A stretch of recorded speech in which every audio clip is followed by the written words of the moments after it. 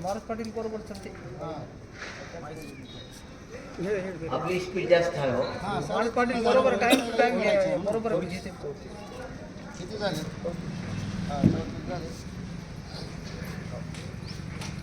पुंडलिका वरदे हरी विठ्ठल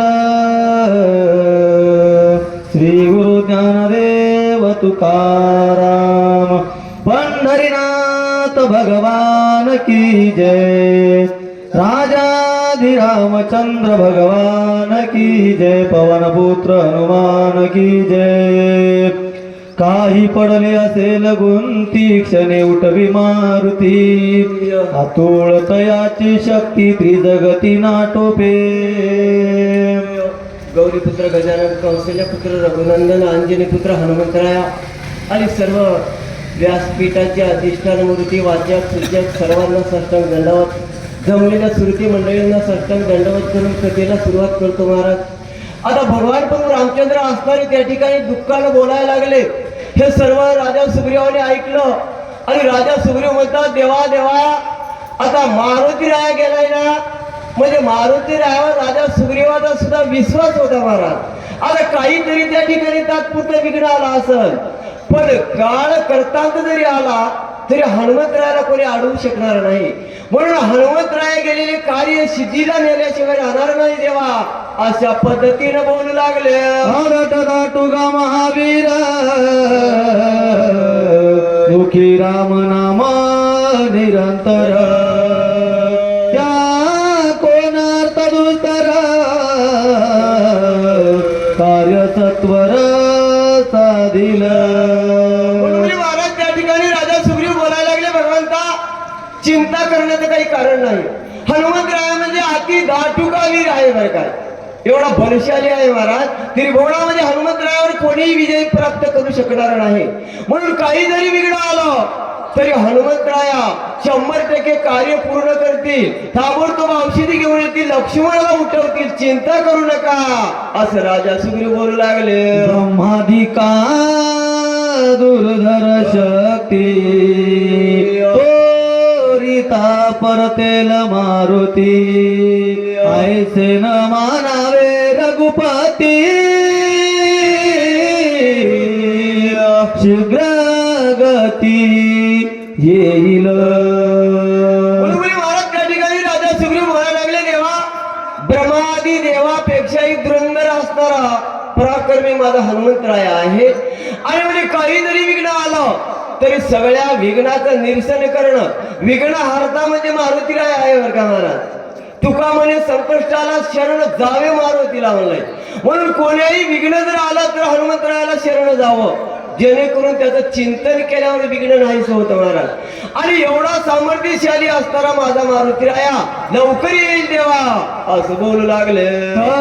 उत्तरेच्या दिशा भागी जायची दागी दागी दिसत आहे लागवेगी येत जन्मात्व मार्गी देखील. असं बोलत असताना उत्तर दिशेच्या भागामध्ये एक दिव्य असणारा लाल बुंद म्हणे सूर्याचा गोळा यावा असा प्रकाश पडला आणि असं दर्शन असणार त्या ठिकाणी दिसू लागलं. आणि हनुमंतडी जाळ पुच्ची पर्वत चबळ हे कोणी आवानर पाळ एक सहेळ पळाले. आता एकदाच हनुमंतरायाचं शरीर असणारं फार विशाळ होतं महाराज आणि असा असणारा तो पर्वत अगदी तो पर्वत शेपटीमध्ये बांधलेले आहे. एवढं भयानक दर्शन पाहिलं सगळ्या वानर लोकांना भीती निर्माण झाली. वानराला वाटलं हे काहीतरी विघ्न आपल्यावर आलेलं असावं, म्हणून वानर लोकांना भीती निर्माण झाली आणि वानर लोक पळू लागले. एकी लंघिले गिरी कंदरे एकी पर्वत शिखरे एकी समुद्राची तीरे वेगवतर पळाले. महाराज ज्यावेळेस मरणाची भीती सर्वांना वाटते बरं का महाराज. म्हणून ज्यावेळेस हे दर्शन दिसलं वानर लोकांना भीती निर्माण झाली आणि वानर लोक असणारे आपला प्राण वाचवण्यासाठी कोणी त्या ठिकाणी गिरी कंदरी, कोणी सागराच्या काठावर लढायला लागलं, कोणी पर्वताच्या पोटाला लढायला लागलं. कोणी अनेक वृक्षाला धरायला लागलं महाराज. सर्व वानर लोक असणारे आपला प्राण वाचवू लागले. एकरी घाले कपाटे एकरी घाले देखुटी एकी झाडा घातली मिठी एक संकटी पडिले.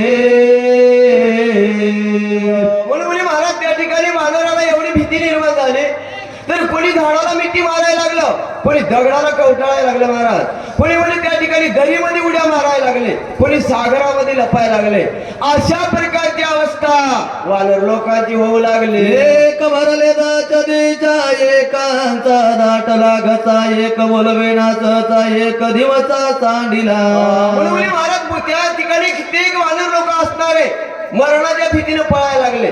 कोणाला बोलता येत नव्हतं, कोणाला म्हणजे त्या ठिकाणी मूर्छना यायला लागली, कोणाची बोवडी व्हायला लागली. अशी अवस्था असणारे वानर लोकांची होऊ लागली. एक सरसावले योधासी एक वृक्षाचे हातवसी एक घेऊनी पर्वताती समुकरणाती चालिले. महाराज सगळ्या वानरांना वाटलं हे म्हणजे येणारं जे काही विघ्न आहे ना हे म्हणजे राक्षस असावा, कोणीतरी मायावी राक्षस या ठिकाणी आपल्यावर विघ्न करायला यायला लागला.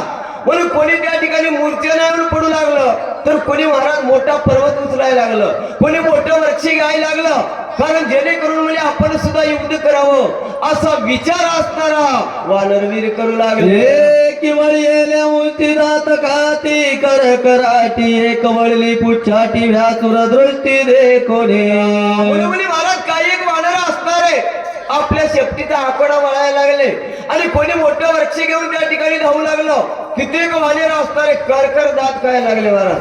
अशी अवस्था त्या ठिकाणी निर्माण होऊ लागले. वानर महाभय भीत वितता पळत अंतरिक्षी काय दिसत झाले विस्मित सकळी महाराज. अशा प्रकारची अवस्था वानर लोकांची झाली आणि वानर लोक जिकडं तिकडं पळायला लागले आणि समोर पाहिलं तर त्या ठिकाणी काय दिसू लागलं. कोणी कपिता कांत क्रोधे झाला क्रोधान्विता तप करोनी सजिता काय बोलत रघुवीर. पावर का मला ज्यावेळेस ही वानर लोकांची अवस्था भगवंतांनी पाहिली आणि आपले वानर असणारे मरणाच्या भीतीने पळायला लागले, हे पाहिल्याबरोबर भगवंताला अतिशय क्रोध निर्माण झाला आणि भगवान प्रभू रामचंद्र क्रोधाने आपलं धनुष्य उचललं आणि वानरांना त्या ठिकाणी काय बोलतात. सुग्रीवाने विभीषण अंगदादी वानर स्वत करोनी अंत करा माझे वचन परिचावे. आता भगवान प्रभू रामचंद्र धनुष्य उचललेले आहे आणि नळ नीळ अंगद सुग्रीव दामोवंती यांना बोलायला लागले, बाबा तुम्ही सावध व्हा आणि शुद्ध अंतकरणानं मी काय सांगायला लागलो हे ऐका असं भगवंत त्या ठिकाणी बोलू लागले. घेणे पडती वानर गाना त्याचे द्यावे अभयदाना माया विरागत दारुणा हे तो धावन काजे. म्हणून भगवान प्रभू रामचंद्र रागाने आपलं धनुष्य उचललं, धनुष्याला बाण लावलेले आहे आणि वानरांना सांगायला लागले. आपले वानर वीर असणारे भयभीत झालेले आहेत आणि भीतीच्या पोटी पळायला लागले. पण नळ नीळ अंगद सुग्रीव यांना सांगितलं त्यांना अभय वचन द्या आणि जे काही समोरून यायला लागलं विघ्न त्या विघ्नाचं मी निरसन करेन असं भगवंत असणारे त्या ठिकाणी बोलू लागले. रूप धरो निढिसाळ जैसा दिसे अग्नि कल्लोळा मारुआला गोळांगो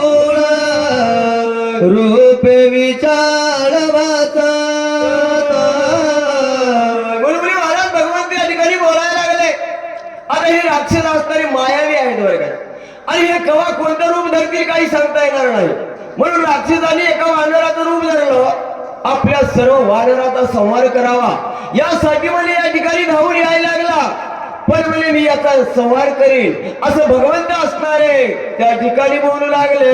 सवितचे सर्वांचे परमितचे वानराचे बाणने वाटीन मी याचे निमेचार देती सत्वर. महाराज भगवंत बोलायला लागले.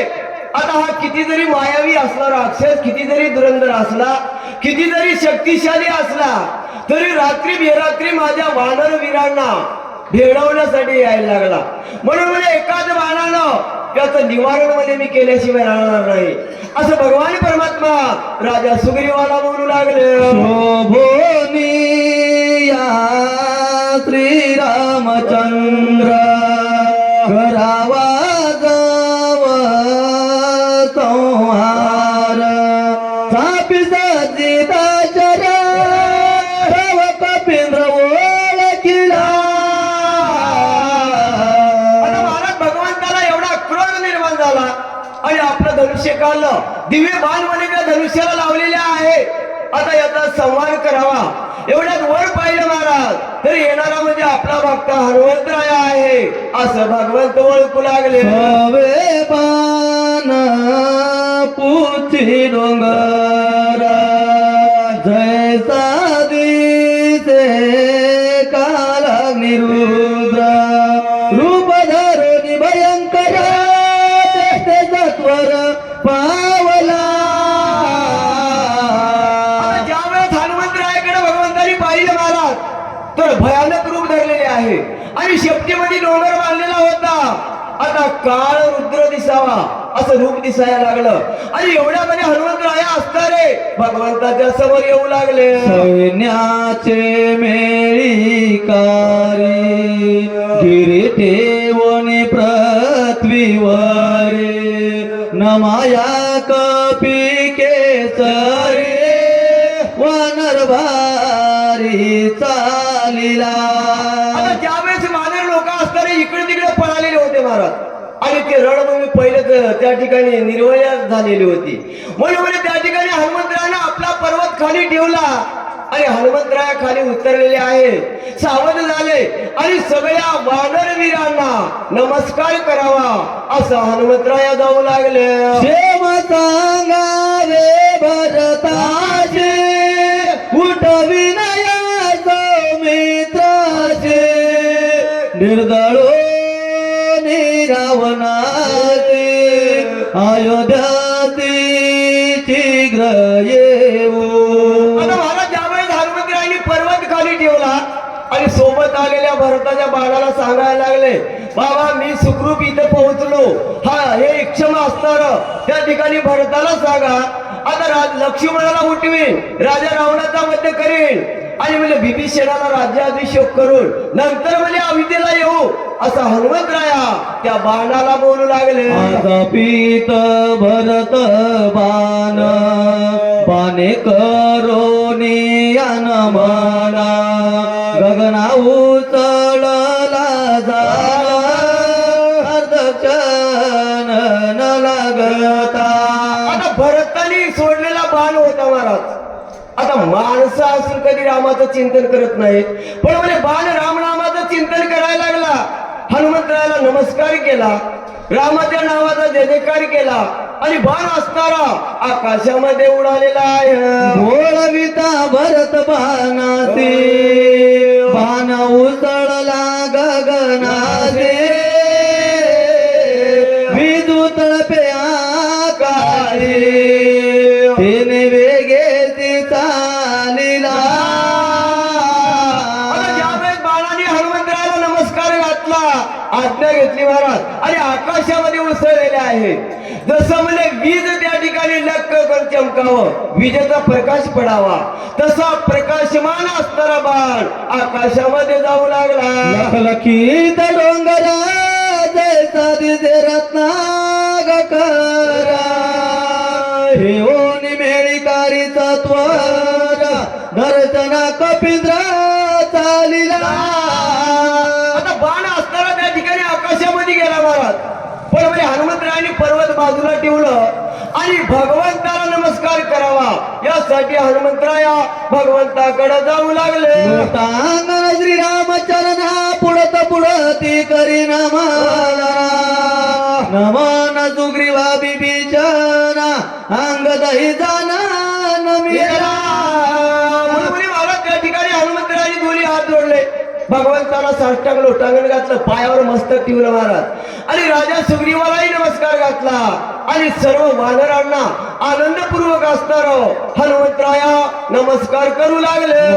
नीळ जामवंत नमिले जुजपती जमत होण्याती विनीत काय बोलत कपिंद्र. अंगद सुग्रीव सर्वांना नमस्कार केला महाराज, सर्वांना आलिंगन दिलं आणि हनुमंतराय हाती नम्रपणानं त्या ठिकाणी काय बोलू लागले. विलंब लागला तेता विघ्ने उठ लिबाहुत औषध्याच्या दी पर्वत वेडानेची तला.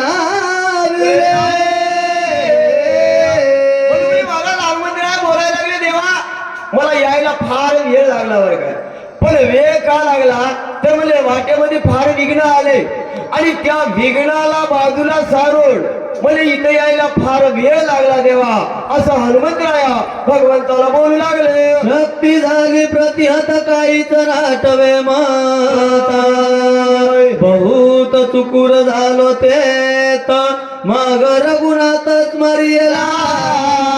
हनुमंतराया घडलेला प्रकार सांगायला लागले. वाटामध्ये विघ्न काळने मी आलं, त्याला मारलो, 14,000 गंधर्व आले, त्यांचा नायनाट केला आणि शेवटी पर्वतावर गेलो आणि औषधी उडकीत असताना औषधी सुद्धा मला सापडत नव्हत्या देवा. मग शेवटी काय केलं तर रामनामाचं चिंतन केलं देवा, तुमचं चिंतन केलं आणि नंतर काय झालं.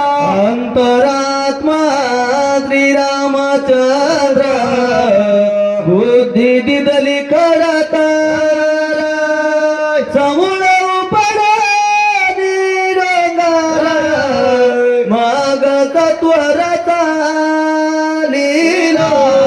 महाराज पडता जडभारी दाशी आठवा हरी होऊन यदीशीन आड घाली सुदर्शन. म्हणून म्हणजे हनुमंतराया बोलायला लागले. ज्या वेळेस विघ्न आलं मला काही सुचत नव्हतं देवा, त्यावेळेस रामनामाचं चिंतन केलं आणि चिंतन केल्याच्या नंतर भगवान परमात्मा कर्पाळ आहे, कनवाळ आहे महाराज.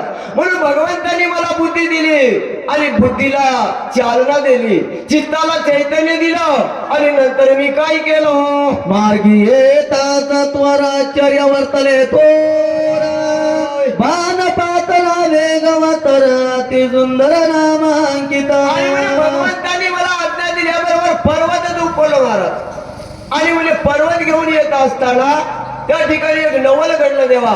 एक दिव्य बाण असताना त्या ठिकाणी आला आणि म्हणजे तो बाण माझ्याकडे आल्यामुळं मला म्हणजे फार आश्चर्य वाटू लागलं. बाणी राम नाम देखता अति विस्मय झाला चिता नामे अनुसार नितत्वता गेलो रघुनाथा बाणा संगे. मला हनुमंतराय बोलायला लागले. रस्त्यामध्ये एक बाण आला, बाण रामनामाचं चिंतन करायला लागला. आपलं थोबाड असून रामनामाचं चिंतन करत नाही महाराज, पण बाण राम राम म्हणत आला, माझ्या पायाला लागला आणि त्या बाणाकडे पाहिल्याबरोबर देवा माझं मन असणारं भरमीत झालं आणि म्हणजे त्या बाणाबरोबर नंदीग्रामाच्या ठिकाणी गेलो असं हनुमंतराया बोलू लागले. विवेकी पाले काही रे करकटाने विचारा भुलविले अंतर गेलो सत्वर बाणा संगे. म्हणून हनुमंतराया बोलायला लागले देवा मी वानर आहे, पाला खाणार आहे बरं काय, म्हणून माझ्याकडे काही विवेक नाही, ज्ञान नाही, म्हणून त्या बाणानं माझं अंतकरण बुलवलं आणि इकडे यायचं सोडलो देवा. त्या बाणाच्या पाठीमाग नंदीग्रामाच्या ठिकाणी गेलो, यामुळे उशीर झाला असं हनुमंतराया भगवंताला बोलू लागले. आम्ही चित्त वेगळे पायी निज कार्याचा आठवण नाही, पुढे पूर्व देखले काही ते तुझे पायी निवेदू. म्हणून म्हणजे महाराज त्या बाणावर माझं मन मोहित झालं. आणि मी कशासाठी आलो, काय न्यायचं आहे, हे कार्याची आठवण विसरली बरं काय. आणि म्हणजे आता त्या बाणाबरोबर ज्यावेळेस नंदीग्रामाच्या ठिकाणी गेलो तर तिथं फार अपूर्व पाहायला मिळालं देवा. आणि ते म्हणजे तुमच्या समोर सांगतो असं हनुमंतराया भगवंताला बोलू लागले. बाणाचा वे पर्वताचा इथं आलो नंदीग्रामात, त्वरित देखील बंधू भरत जायचा मूर्तिमंत श्रीराम. म्हणून म्हणजे हनुमंतराया बोलायला लागले देवा. बाणाबरोबर ज्यावेळेस नंदीग्रामाच्या ठिकाणी गेलो तर त्या ठिकाणी भरताला पाहिलं, पण जसं रामाचं रूप आहे महाराज तसंच भरताचं रूप मला दिसलं. आणि दिसल्यामुळं समोर काय झालं, राम बाणे भ्रमले माझे चित्त, क्रोधावेच झाला तेत, सौमित्र सांडोनी त्वरित, येते रघुनाथ काला.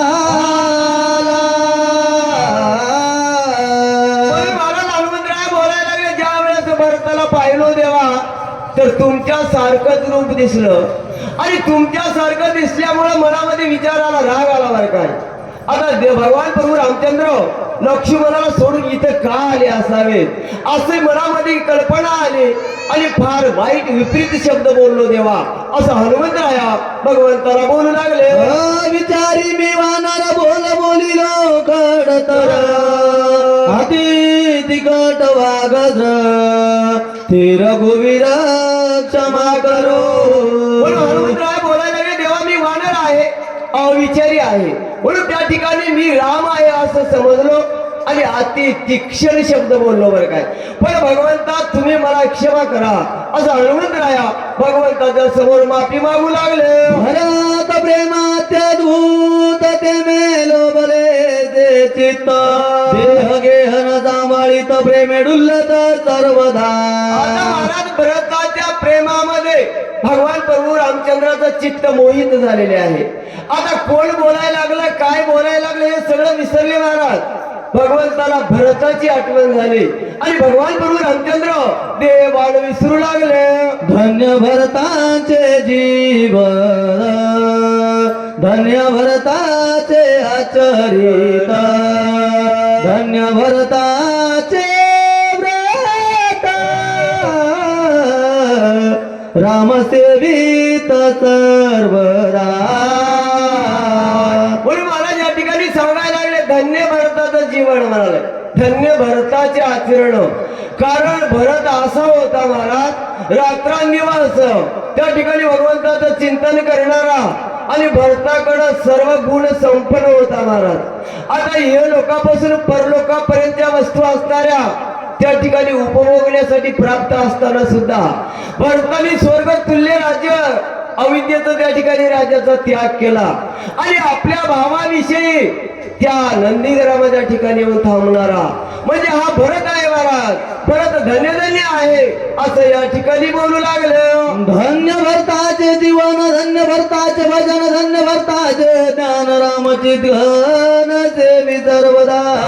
म्हणून महाराज अहोरात्र असताना भरत रामाचं चिंतन करीत होता महाराज. म्हणून बोलायला लागले धन्य भरताचे जीवन, धन्य भरत असणारा चिदगण आहे. कारण अहोरात्र असणारा भगवंताचं चिंतनामध्ये घालवलं म्हणजे हा राजा भरत धन्य धन्य आहे असं या ठिकाणी बोलू लागले. धन्य भरताचा भावार्थ, धन्य भरताचा इत्यर्थ, धन्य भरताचा सिद्धार्थ, श्री रघुनाथ सर्व कर्मे. म्हणून म्हणजे महाराज श्रीराम सर्व कर्मे म्हणाले. जे काही भरताने कर्म केलं हे म्हणजे रामार्पण म्हणून केलं महाराज. आणि धन्य असणारा भरताचा भावार्थ होता. कारण भरताच्या मनामध्ये ध्यानामध्ये असणार भगवान प्रभू रामचंद्राच्या सेवेशिवाय किंवा रामाच्या चिंतनाशिवाय दुसरा विषय म्हणजे भरताकडे नव्हता महाराज. म्हणून भरत धन्य धन्य आहे असं या ठिकाणी बोलू लागले. धन्य भरताचे कुळ, धन्य भरताचे शिय, धन्य सूर्यवंश माळ, अविकळ राम भजरे. मुली महाराज या ठिकाणी असताना भरताच्या फुलाला धन्यता द्यायला लागलेत महाराज. धन्य भरताचे कुळ म्हणायला लागले महाराज. जे त्या ठिकाणी सूर्यवंशाचं कुळ असणार एवढं धन्य त्यांनी आहे. म्हणून त्या वंशामध्ये राजा भरताचा जन्म झाला. म्हणून राजा भरत असणारे सुद्धा भगवंताशिवाय दुसरं काहीच म्हणजे चिंतन करीत नव्हते. म्हणून राजा भरत धन्य धन्य आहे असं या ठिकाणी बोलू लागले. भरत राम प्रेमानो भला, भरत राम कोंदिला, भरत श्रीरामे राला, बाया भरला श्रीराम. मुली महाराज भरत असताना सर्व काही भगवान प्रभू रामचंद्राच्या चिंतनामध्ये मग्न झालेले आहे. आणि श्रीराम प्रभूच्या भक्तीनं भरताचा अंतकरण असणारं कोंडून भरलेलं होतं महाराज. एवढा असणारा निज भक्त म्हणजे हा राजा भरत होता असं त्या ठिकाणी बोलू लागले. राजा रामचंद्र भगवान की जय.